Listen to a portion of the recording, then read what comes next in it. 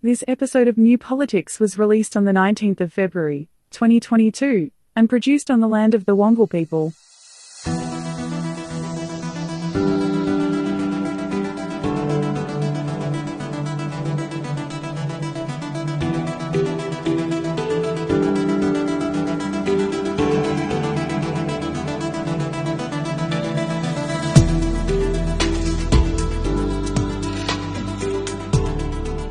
Welcome to New Politics.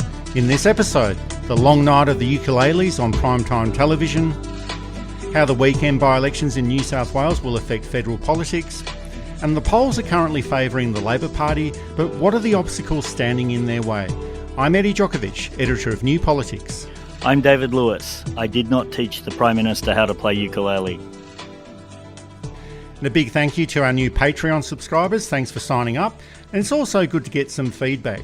Someone in our audience said, I love this podcast, a very good analysis of the ridiculous government we have today. But it's not all one-way traffic. Someone else has got a completely different perspective, saying that we're totally biased, such a one-sided slant, can't see why they're bothering. It's not very nice getting your feelings hurt in this particular way, but we shouldn't be deterred by these sort of comments, should we, David? Again, the whole we are biased. It's not as if we're pretending that we are a pro-Morrison government podcast. And also, if they do anything worthwhile and valuable, I'd be the first one to acknowledge that. I really would. We've been critical on Labor, but praise Labor where they've done good things. We've had very good interviews with independent candidates, yet if they were to do something that we didn't think was right, we would jump on them. They all know this. It's part of the job of being a politician. And of course, people in our position sometimes criticise unfairly. We don't mean to. In a lot of cases, we don't have all the facts yet, or we're in a bad mood. I don't think we've ever done that. I think all our criticisms of the government and its failings have been fair insofar as there have been failings. And I think it's also fair to say that the current government has not achieved very much at all.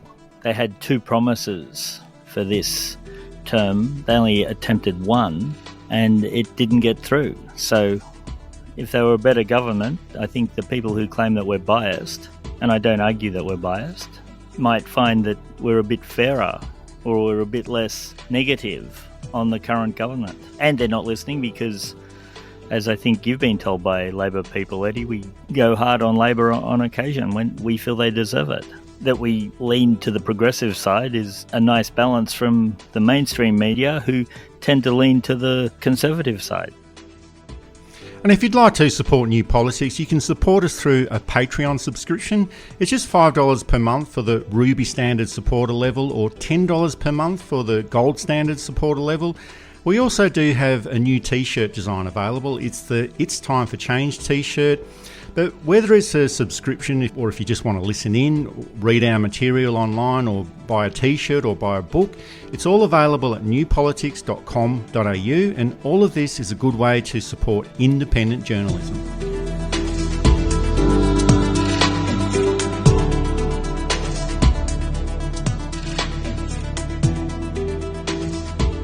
The talk of the town has been ukuleles, 60 Minutes and trying to find the April sun in Cuba. And this week we saw a continuation of the classic distractions from the Morrison government and that strategy of deflecting from the important issues of the day. Politicians will always try and humanise themselves and present themselves in the best way possible. And in the lead up to an election campaign, what better way to present yourself to a national audience than doing a little sing-song with your family at Kirribilli House, forgetting the words to the song and getting the chords all wrong on a tiny stringed instrument. Take me to the April sun in Cuba. Oh, take me to the April sun in Cuba. I can't remember the words. Oh, come on, Jed, get into it.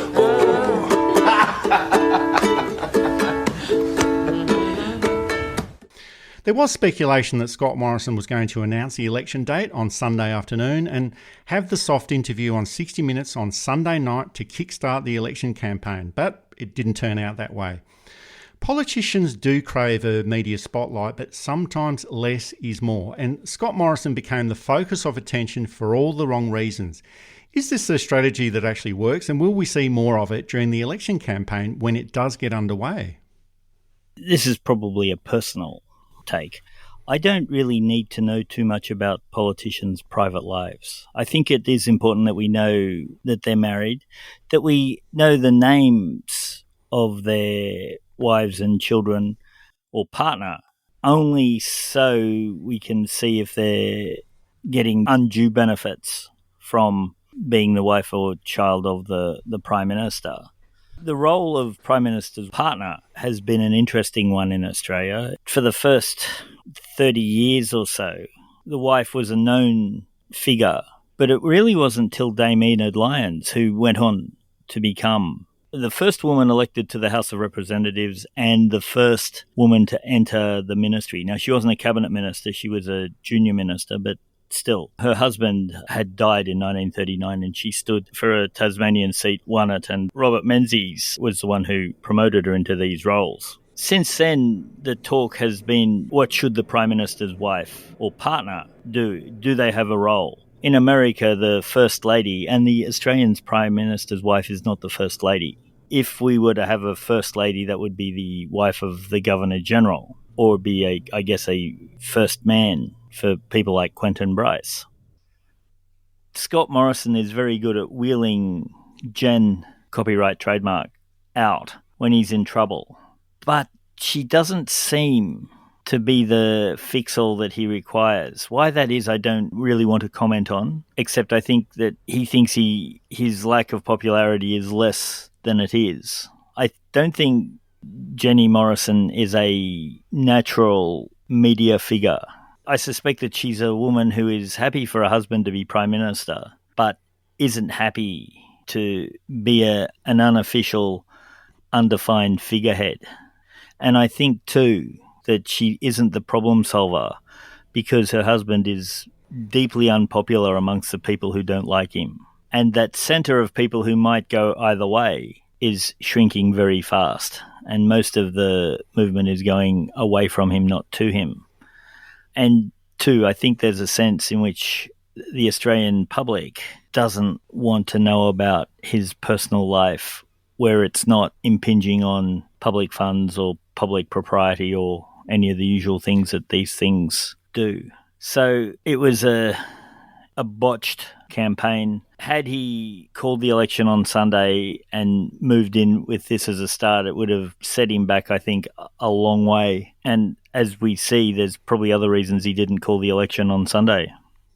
Well, Jenny Morrison is being used as a shield by Scott Morrison. He does have a political problem with women, so he uses his wife and two daughters to let people know that he understands women. He doesn't know what to do about a rape that occurs in Parliament House, so he uses Jenny to rescue him in that situation and ask what she would do. So spouses and their children should probably be left alone, but they shouldn't also be used for political advantage. And I can accept that there's going to be an interest from the public about who they actually are, but they're not the ones that actually appear on the ballot paper. They're not the ones that are being elected. And I'd prefer it if they just didn't appear in public at all. And for sure, if they want to support issues in the public interest or be patrons of community organisations, well, that's all fine. But just because your partner is the Prime Minister, that doesn't mean that you can be used politically to get your husband re-elected. And if you are going to be used as the so-called political secret weapon for your partner, well, you have to expect the scrutiny that comes your way. Anyone who says something in public can and should be held up to account. That doesn't mean personal abuse or threats or anything like that, but we get, as we've seen today, we get feedback, we get negative feedback, some of which is justified, some of which is harder to justify, and that's just the nature of going out in public. So if Jenny Morrison was to say something controversial, that should be discussed and held up to scrutiny. And it's a risk that every time they bring her out, it opens her up to attack. It opens her up to scrutiny.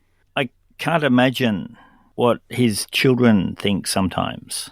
They're at that awkward teenage time where you really don't want to be seen with anyone outside of a very small circle of people. You know, again, they shouldn't be brought out and exposed to public scrutiny, except where appropriate. And none of it's been appropriate, the scrutiny that they've been exposed to. It's all been avoidable. It's all been, I think, damaging to both what they were trying to achieve and to the people themselves. Tony Abbott was the guy who said, vote for the fellow with the not too bad looking daughters. Which, one, what does that mean? And two, Kevin Rudd has daughters too. That's who Tony was campaigning against.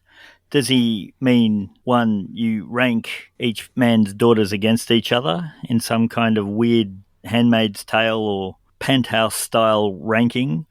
Or does it mean that Kevin Rudd's daughters were not as good-looking as Tony Abbott's daughters? And should a father be commenting on his daughter's looks anyway?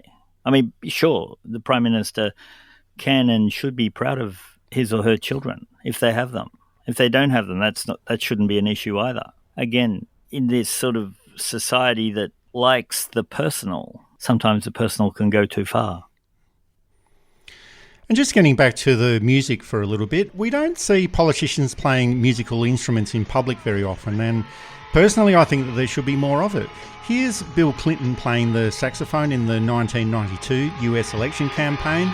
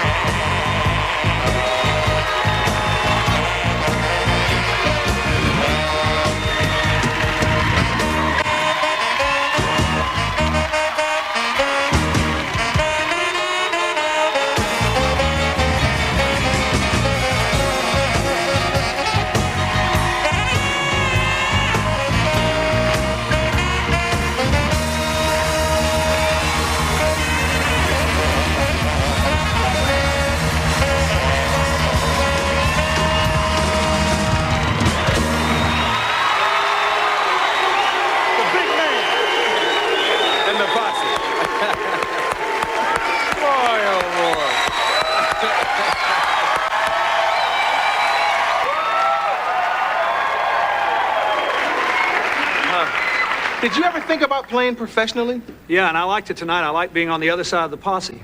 Yeah. Speaking of what your drummer said? What? He said if this music thing doesn't work out, you can always run for president. That's kind of the way I cute twist, Chuck. That was seen as one of the key moments in that campaign. Bill Clinton was trailing in the polls against George Bush, but managed to turn things around.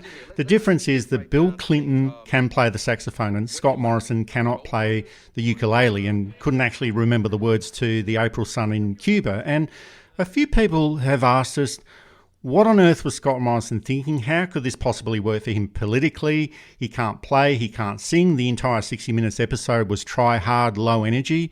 How could this possibly work for him? And there's quite a few answers that we can give here. It keeps Morrison in the spotlight. And if the political conversation is based around the Prime Minister playing a ukulele, like we are right now, well, that distracts from all of the other important issues which are detrimental to Morrison's political stocks, such as the poor management of the pandemic, aged care problems, his problems with women, and his total collapse in the polls. And the other important way that it does work is that it gives Morrison's enemies an opportunity to attack him and his family, and then that activates his supporters either within the Liberal Party or within the electorate, and they start engaging in sympathy trolling. You know, like, how dare they attack Scott Morrison for just being a family man? Or even better, you know, they say, how dare they attack Jenny Morrison for being a supportive wife? And on it goes. And that's why we get those family photographs of Morrison's family with the left foot photoshopped obviously in the wrong position. That's why we get those photographs such as Scott Morrison breaking protocol and getting off an RAAF plane and walking onto the red carpet at Williamstown in Newcastle. People get outraged. That's why we see the photographs of Scott Morrison and the Barramundi. People get outraged. The image is magnified. It occupies the time and energy of his opponents as well as getting the free publicity. It becomes a discussion point. People who dislike Morrison get outraged by it. Then Morrison supporters start attacking people on the left and claiming that they're being obsessed with the tiny issues. And this is what populists do, and it's a relatively new tactic in conservative politics. It's the tactic used by Boris Johnson in the UK. It's the tactic that was used by Donald Trump in the US, but based on what happened to Donald Trump, he lost the election in the US last year, and based on what's currently happening to Boris Johnson and to Scott Morrison, it's probably not such an effective strategy. Maybe it's just better just to do your job in the first place rather than resorting to stunts and gimmicks. Yeah. Edward Heath, who was Prime Minister of Britain, could play pipe organ extremely well, and he could conduct an orchestra, which is a skill that very few people can do properly. It backfired on him too, because the song, it's a deeply beloved song in Australian culture, which is probably why he picked it. Dragon are one of those legendary acts who, particularly a certain generation who remember the pub bands, remember very fondly. Where he botches it is, one, he clearly bought the ukulele in Hawaii, and you'd think that is something that he wouldn't want people to remember. Now, I know that later in the show they launched a defence against the holiday to Hawaii, but it's the type of thing that you wouldn't want too many memories of it coming up. Two, the song itself is about wanting to be somewhere else other than you are, which I'm not sure is a good look for the Prime Minister. It was written, I think, because the songwriters thought how nice that would be. The song goes through this. I'm tired of the city life, summer's on the run. Again, an odd choice for a Prime Minister to pick. Of all the songs he could pick, now he's not going to do a Midnight Oil song, for example, but a song of wanting to be anywhere but you are, particularly after the week he'd had, while understandable, probably isn't the best look. And there have been criticisms of the 60 Minutes episode just being a puff piece for Scott Morrison, but there's also other considerations there. 60 Minutes is owned by Channel 9, and the chairman of Channel 9 is the former Liberal Party treasurer, Peter Costello. So there is that symbiotic relationship between mainstream media owners and the Liberal Party. So of course they're going to create a puff piece promotion for Scott Morrison. But I can't remember them doing any puff pieces about Julia Gillard or Kevin Rudd in the mainstream media, or Paul Keating in the lead up to an election campaign, and definitely not for Anthony Albanese. So this sort of process is quite predictable. Scott Morrison inserting himself, or the Liberal Party inserting Scott Morrison into 60 Minutes. But there is a history of this process of Prime Ministers trying to weave their way into mainstream media and pop culture. Malcolm Fraser appeared on an episode of Countdown in 1979. Bob Hawke made an appearance on A Country Practice in 1986. So I'm not sure if we're talking about Baudrillard or Derrida here, but perhaps Scott Morrison understands more about cultural theory and postmodernism than we give him credit for. It's a little bit McLuhan too. The media is the message. John Howard refused to go on Rove Live, arguing, and I think rightly, that there wasn't a vote in it for him, whereas Kevin Rudd went on it and got asked all the comedic, we'll call them, questions that Rove asked, and as I remember it, it was a good segment. John Howard knew that the Rove Live audience at the time, he wasn't going to swing anyone, so his energies were better put elsewhere. Yeah, I think he stayed away from that type of lifestyle show, understanding at some level that he was never going to be seen as the type of knock-around bloke who'd do that.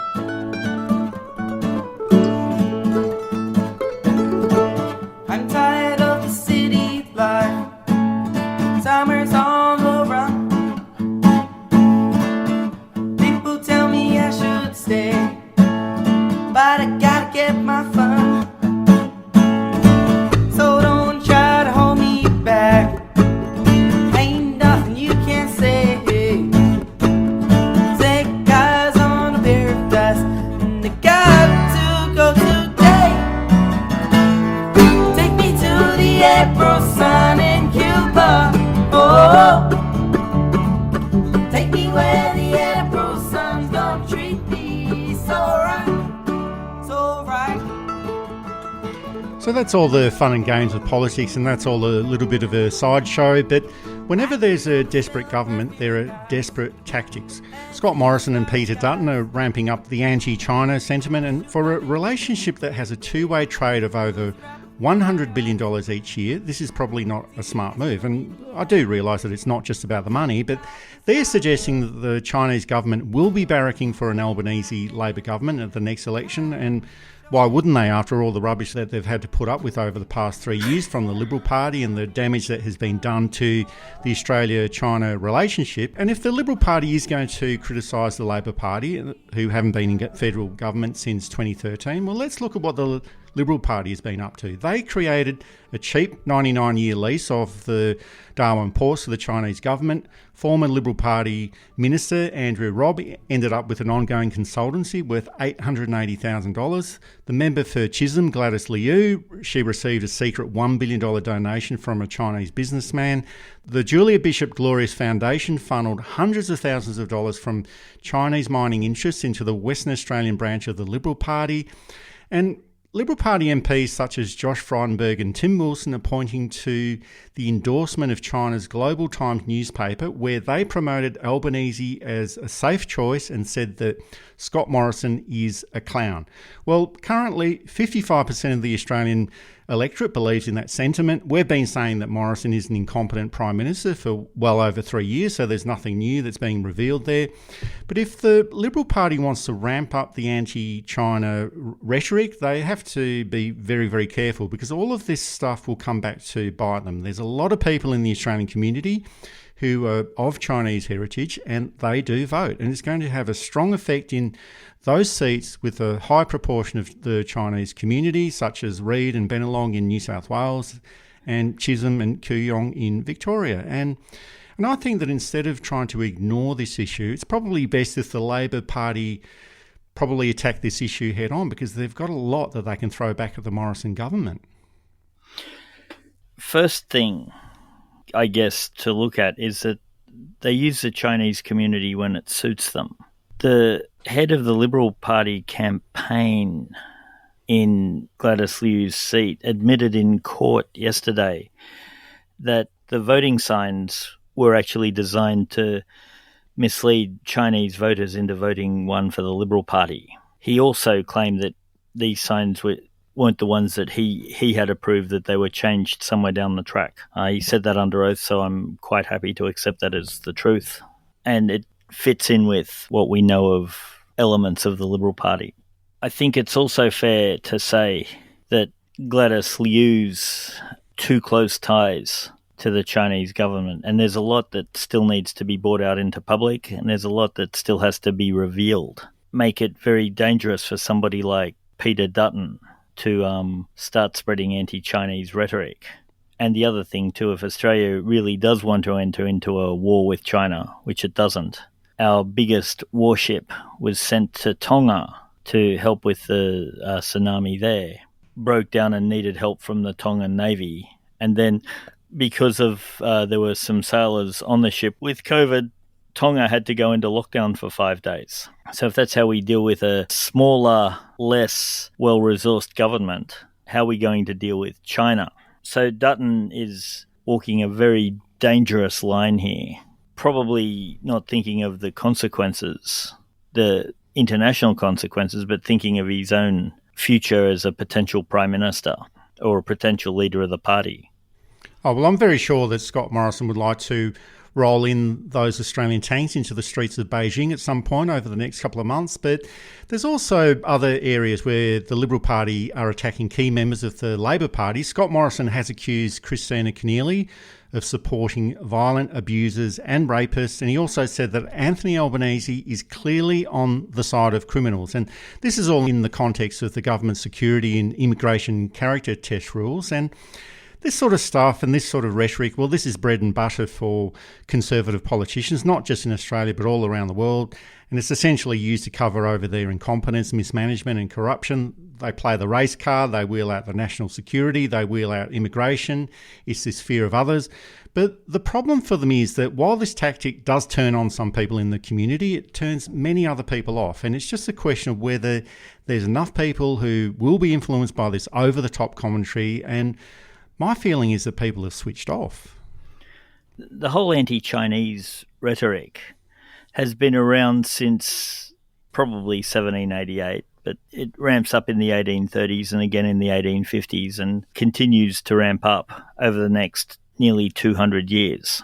If China wanted to invade, they would have done it long before now. They'd have done it in 1952 or 53. Or again in 89 when Bob Hawke bravely, let's be fair, granted asylum to all Chinese students living in Australia who didn't want to go back after Tiananmen Square.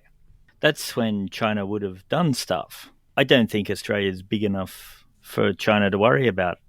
Except, of course, when Chinese people come out. And like every single immigrant group that's come to Australia, the Chinese immigration has improved Australia to no end. For the most part, despite having to put up with some of the most hideous racism, a lot of which is subtle, some of which was not subtle, yet Chinese people have come here, some are 5 and 6 generations into it, which I find fascinating and thrilling and exciting and something to be proud of. I don't think I've got 5 generations. I think I'm 4 generations Australian born. So Peter Dutton is playing on very base, very old, very out of date, very wrong instincts.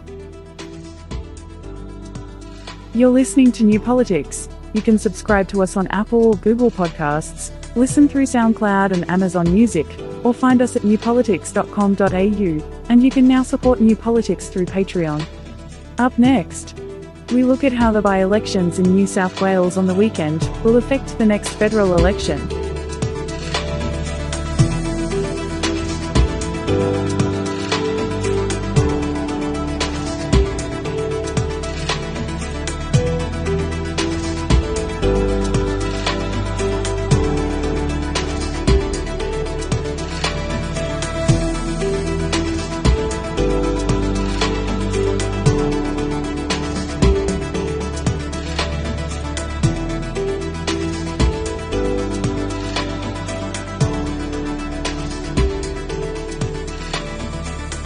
There were 4 by-elections over the weekend in New South Wales. The counting of the votes is still going on, but we've been asked if there are any implications from these by-elections for the federal election, and as Julia Gillard once said, "It doesn't explain everything, it doesn't explain nothing, it explains some things." Yes, there are implications, but until that time that federal, state and council elections are held on the same day, we'll never know exactly what they are. So one event that might have affected the election on a particular day might disappear in 2 weeks' time, or a particular scandal arrives at one point and lingers on for a long time. So we don't know exactly what the implications are, but we'll try our best. There was a massive swing against the Liberal Party in the seat of Bega on the south coast, and to a lesser extent in the seat of Monero. And these seats do have some overlap in the federal seats of Eden, Monero and Gilmore, but these seats are already held by the Labor Party federally. So if there is a big swing there at the federal election, it doesn't make any difference because Labor already holds those seats. But I think that the bigger issue for the Liberal Party at the moment is what happened in the seat of Willoughby, and that was occupied by the former New South Wales Premier, Gladys Berejiklian, who resigned amid allegations of corruption. And for people who don't know much about the Willoughby region, it's Liberal Party heartland on the north shore of Sydney. It's quite affluent as well. So the counting is still going on in that seat as well, but there's a 19% swing against the Liberal Party and towards the independent candidate Larissa Penn. Now, why does this spell trouble for the Liberal Party for the federal election? In the seats of North Sydney, Goldstein, Kooyong, Flinders and Wentworth, all of these seats have got similar characteristics to the seat of Willoughby. They're all safe Liberal seats. They're seats that will never vote for the Labor Party, and they've got very good women candidates. And that was exactly the case in the seat of Willoughby. And I'd be very worried about those federal seats flipping over to the independents. And the by-elections can also confirm that the New South Wales Liberal Party is in a lot of political trouble. It doesn't bode well for them in the 2023 state election, but that's another year away. So these problems can be turned around. But for Scott Morrison, who is facing an election over the next few months, it's not looking very good at all. As we speak, there's only been about 30% of the votes counted in Willoughby. And that's because there was a very, very large postal vote turnout. And they can't start counting the postal votes till the Monday or the polls close once normally cast votes are counted. They then count the postal votes. As of close of counting yesterday, Larissa Penn was only 570 votes behind Tim James, with only 30% of the votes. The seat of Willoughby has gone from very safe Liberal. It was Gladys Berejiklian's seat, and she was a very popular local member, to being a marginal seat in one go. Now, Tim James was essentially parachuted in. There was a factional deal done that the hard right, led by Perrottet, then didn't honour. This is something that might be worth looking at in other states and territories, particularly Victoria. The Liberal Party is desperate. The hard right is also desperate. It knows that it's on the way out, that it's on the nose with voters, that its policies have failed, and that it's going to lose its influence. So they are reneging on deals, they are cheating, they are making outlandish claims about other people, all to try and survive. Whether or not the seat of Willoughby is retained by the Liberal Party or whether it goes to the independent candidate, it doesn't really matter that much. It's what's actually happening within the seat that's really causing trouble. And whether it ends up being that 19% swing or 15% swing against the Liberal Party, I think we just have to look at what this means for all of those other seats we're talking about. The margins are not as massive as they are in the seat of Willoughby and all of those other seats that I mentioned: North Sydney, Goldstein, Kooyong, Flinders, Wentworth. All of those seats have got far lesser margins, and even if they have a 5, 6, 7 or 8% swing against them, going to the independent candidates, well, there's the majority gone for the Liberal Party at the next election. They'll be thrown out of government on the basis of independents holding the balance of power. The fact that Bega went to the Labor Party for the first time ever was probably enough to show that the Liberal brand, at least in New South Wales, is very much on the nose. Now, in Bega, it was because of the bushfires. Also, David Spears apparently was shocked that there was hardly any COVID in Bega, so why would they vote against the government? One, acknowledging that the government has mismanaged COVID, but two, showing a lack of broader thought as to why Bega might throw out a party that had served them for over 100 years. There are implications for other states. We've got the South Australian elections coming up. Now, the Marshall government has dealt with the pandemic fairly well. We've said this before, kept numbers down for as long as it could. Again, New South Wales was the one who ruined a lot of its planning, and I think there's an understanding in South Australia that this is the case, that the government itself is not to blame. However, it's been caught up in its own corruption scandals, and a couple of ministers are seeing its now soon-to-be defunct Corruption Commission. And again, that wasn't a good look. Shutting down a Corruption Commission while you've got ministers facing it really doesn't help their case, I should argue. Well, that election in South Australia is occurring on March the 19th. That's just in a few weeks' time. So there's definitely no influence for what happened in New South Wales. Well, it won't affect the election result in South Australia at all. But I guess it's just a question of whether it's picking up on the national mood. And you referred to this before. The general consensus has been that the pandemic has been favouring incumbent governments, but I guess the big issue that has been overlooked is that the governments that have won elections since the pandemic commenced have been rewarded for their competence, not just because they happen to be in government at that time. And the South Australian government is actually in minority at the moment, as is the New South Wales government, and it does have those corruption issues that you mentioned before. But the best that South Australia Labor can do under Peter Malinauskas is probably achieve a hung parliament. There's only one or two very marginal seats that they can go for. All of the other seats that they need to win to form government, they're in the 6 or 7% margin. The other factor is that there's not enough federal seats in South Australia to make a huge difference for federal politics. There's only one seat, and that's the seat of Boothby, that Labor are seriously targeting. But whether or not there's a change to the government at the South Australia election on March 19th, whatever happens, it will give us a few ideas for what to expect at the federal election, and to see if what was commenced at the by-elections in New South Wales on the weekend then continues into South Australia in March, and then on to the federal election in May. I suspect that Morrison is hoping that a lot of voter anger will be dissipated with the New South Wales by-elections and the South Australian election.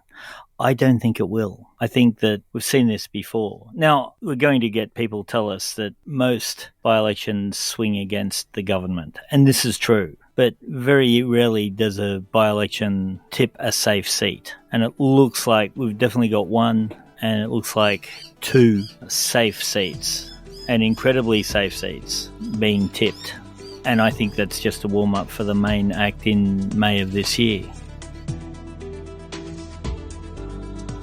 You're listening to New Politics. You can subscribe to us on Apple or Google Podcasts, listen through SoundCloud and Amazon Music, or find us at newpolitics.com.au, and you can now support New Politics through Patreon. Up next, how difficult will it be for Scott Morrison, or for Anthony Albanese, to win the next federal election?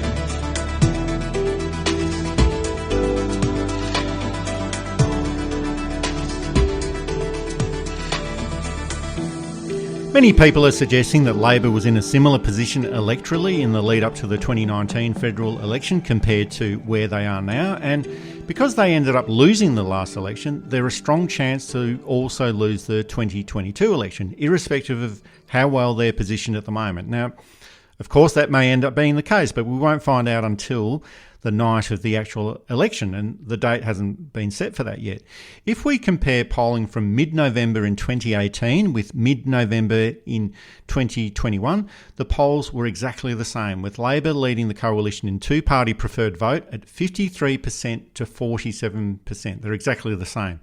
After mid-November 2018, the polls started to move towards the coalition. They narrowed dramatically in the final weeks before the election, and the coalition ended up winning the 2019 election. But this time around, in November 2021 and onwards, the polls have started moving away from the coalition and towards the Labor Party. So it's completely different to the lead up to the 2019 federal election. There's still an understanding that this will be a very difficult election for Labor to win, and so many factors need to fall into place for Labor to give that victory speech on election night. But could we also say that so many factors also need to fall into place for the coalition if they're going to claim victory as well? We have a very good system of voting in Australia. In Britain, of course, you got the first past the post system, which means whoever gets the highest aggregate of votes wins.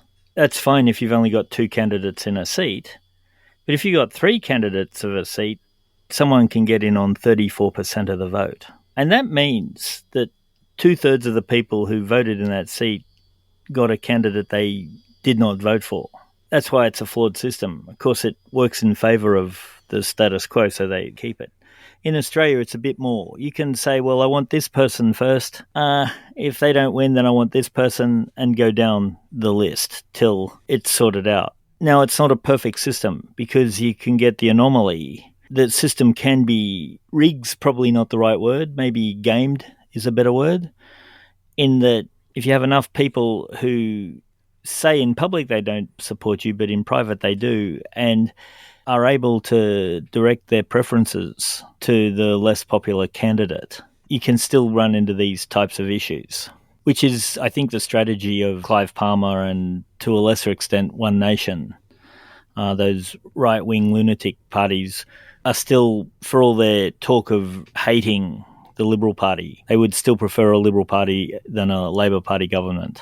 And there seems to be more right-leaning parties than left-leaning parties, which is really just a shadow or a ghost for one of the major, usually the Liberal Party, but sometimes the Labor Party, and they push the preferences through. And this is where elections can be tipped in Australia. So we have a system that can be manipulated. It's harder to manipulate, and done properly, it's a very fair system. But we can't trust it to put forth the results that the majority has asked for. Well, I guess that's one reason why there's so many people at the moment that are reluctant to be confident of anything in the lead up to the next election. But there's also the case that so many people were caught out predicting the last election, and you got it right last time, David. I was one of those people that didn't get it right. And just to let our audience know that I do take on responsibility when things go wrong, unlike our current Prime Minister. But Labor does need to pick up 7 seats to win the next election. And there's mathematical issues that come into play here. There's a band of ultra-marginal seats held by the coalition of less than 1.5%, and that's 4 seats. But one of those, if it does fall, is Wentworth, which would go to the independent Voices of candidate, Allegra Spender. And then after this, there's around 5 seats in the 3 to 4% margin, and a swing of 3.7% to the Labor Party would give it a two-party preferred vote of 52.3%. And that's normally landslide territory in Australian elections. But if there is a uniform swing at the next election, it would give Labor only 78 seats, which is still a victory, but it's only a narrow victory. And there's also a possibility that Labor could end up getting 52.3% of the two-party preferred vote and not actually win the election. That's never been done before, but the highest level of the two-party preferred vote without actually winning the election is 51.5%, and that was Kim Beazley's Labor all the way back in the 1998 federal election. And if we look further afield, there's 6 seats in the 4 to 5% band, and then there's a few more which are a little bit out of reach, a further 6 seats in the margin between 5 and 6%. And of course, if there's a big swing against the government, everything that I've just said is all totally irrelevant. But I can see why there's a reluctance by many media commentators to be confident of a Labor victory, and why also they're suggesting that the coalition is still in the box seat.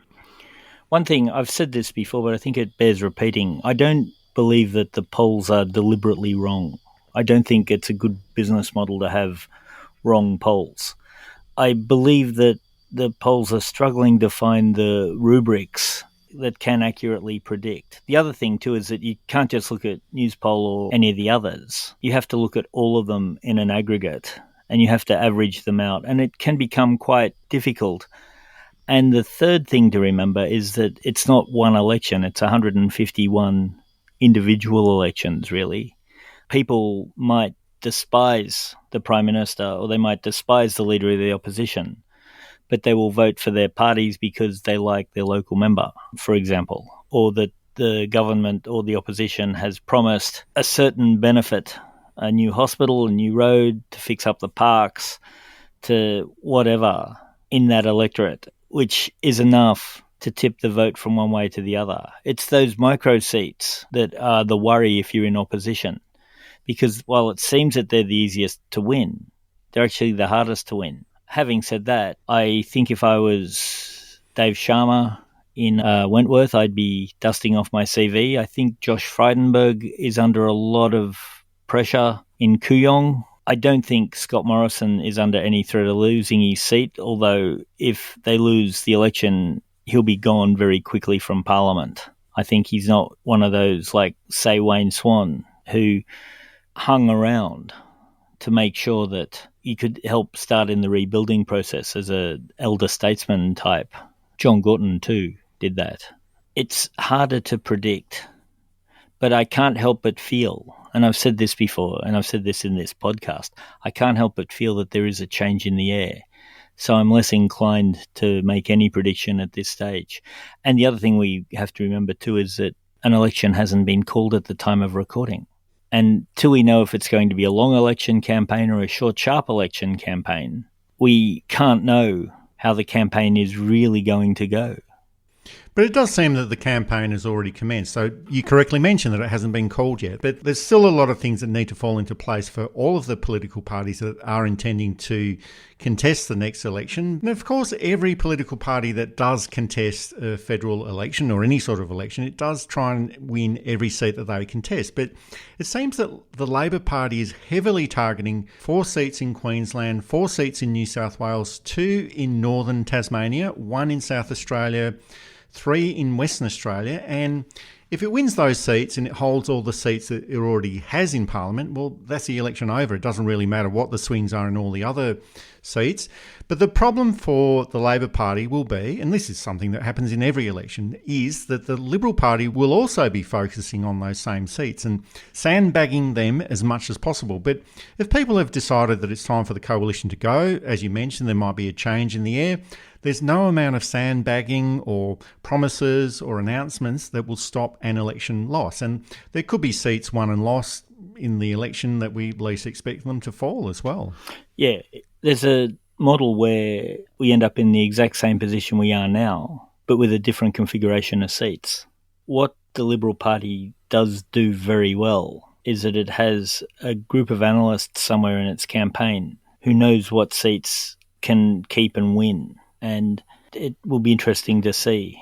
The seat of Flynn, which is the Biloela family, who have been in detention for the last 3 years for no reason that anyone can really see. And the shenanigans of the government has been disgraceful on a family who are a part of the community. You can bet that if they're going to be released, it'll be the day the election is called, or the day before the election is called. Not because it's the right thing to do, but because the government will see that there is an electoral advantage to it, that might get them that seat. And while there's always a wide range of issues that will influence the election whenever it's called, it obviously has to happen before May 2022. We've already discussed some of these factors, that the government is focusing on the issues that don't really matter too much. It seems to be more about appealing to their base supporters and extremists within the electorate. But irrespective of that, the economy, the government's management of the pandemic will be the key issues, as well as health and education. And of course, all of those issues are usually the key indicators or the key issues within an election campaign. Well, not the pandemic, because that hasn't happened for over 100 years. But all of these things will be the key issues within the next federal election campaign. Scott Morrison is very, very keen to talk about the future because the past doesn't look so good for him. And that's why he keeps saying that we're not looking at the rear vision mirror, he's looking through the windscreen. But just to extend that driving analogy, when you're driving a car, and I guess most of our audience would either drive a car or know how to drive a car, if you're not looking at that rear vision mirror, you lack the general awareness of what's around you and you're probably going to cause an accident. And for me, that's symbolic of the Morrison government, a lack of awareness and responding to issues when it's far too late. So that's probably part of the main battle that we'll see coming up in the federal election. Scott Morrison will want to be looking at the future so that people forget about the past, and Anthony Albanese wants to focus on the government's record as a reminder of what that future might look like if the Scott Morrison government returns to office. The other thing, too, that it's easier to win an election with a united team. You can still lose an election with a united team, but usually the side in disarray loses. And it didn't happen in 2019 where there were the same hatreds and divisions existed, but you can only sustain that type of thing for so long. And winning the election didn't really unite the Liberal Party or the coalition even in a way that often elections do. We've got lunatic coalition members like George Christensen, who is feeding into the anti-vax thing. And I'm pretty sure the anti-vax thing can be traced back to billionaires who want to undermine climate science. So they're undermining every science, including medical science. And that makes sense for Christensen to sort of jump on this, because he's very much in favour of mining in Australia. Doesn't make it right, by the way. I'm just pointing out that that would be his logic. We have open corruption, and Australians will tolerate corruption to an extent. Bjorky Peterson in Queensland, although he was helped by a gerrymander, or a gerrymander as it's properly pronounced. Askin in New South Wales. But when it's open and blatant, we don't like it. And I think when you look at all the corruption in the federal government, and I'll qualify that by saying perceived corruption, none of it's gone to court to be tested, but there's a lot of perceived corruption in the federal government that again is starting to seep through. You end up less with Robert Askin at 13 years as New South Wales Premier and more like Gladys Berejiklian at 3 years. And that's something they've got to worry about. but they're not doing anything about. That's it for this episode of New Politics. Thanks for listening in. If you'd like to support our style of journalism and commentary, please make a donation at our website at newpolitics.com.au. We don't beg, plead, beseech or gaslight you about journalism coming to an end. We just keep it very simple. If you like what we do, please send some support our way. It keeps our commitment to independent journalism ticking along. I'm Eddie Djokovic. Thanks for listening in, and it's goodbye to our listeners. I'm David Lewis. We'll see you next time.